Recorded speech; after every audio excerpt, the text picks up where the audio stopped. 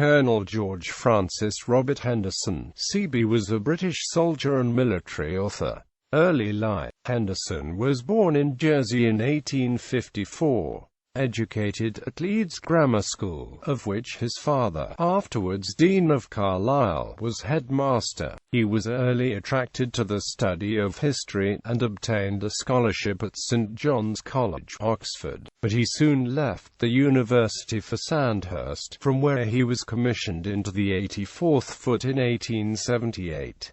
Military service. After a few months' service in India, he was promoted to the rank of lieutenant and returned to England, and in 1882 he went on active service to Egypt, fighting in the battles of Kassassin and Tel el-Kebir. During this time, he received numerous citations for bravery in combat, being promoted to captain in 1886.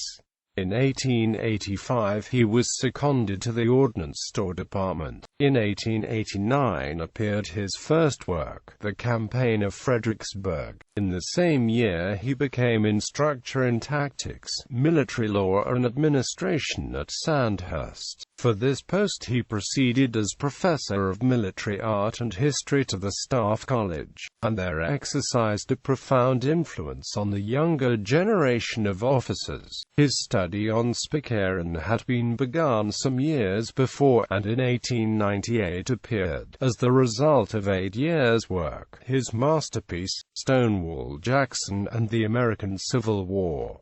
Later life and death. In the Second Boer War, Henderson served with distinction on the staff of the Commander-in-Chief, Lord Roberts, as Director of Intelligence, and was promoted to Lieutenant Colonel on the 23rd of December 1899.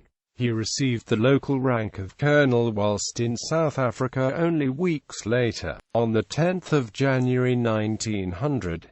In a dispatch dated the 31st of March 1900, Lord Roberts read that Henderson gave him valuable and reliable information regarding the physical features of the country and the disposition of the enemy, but overwork and malaria broke his health, and he had to return home in January 1902, being eventually selected to write the official history of the war. Failing health obliged him to go to Egypt, where he died at Assuan on the 5th of March 1903.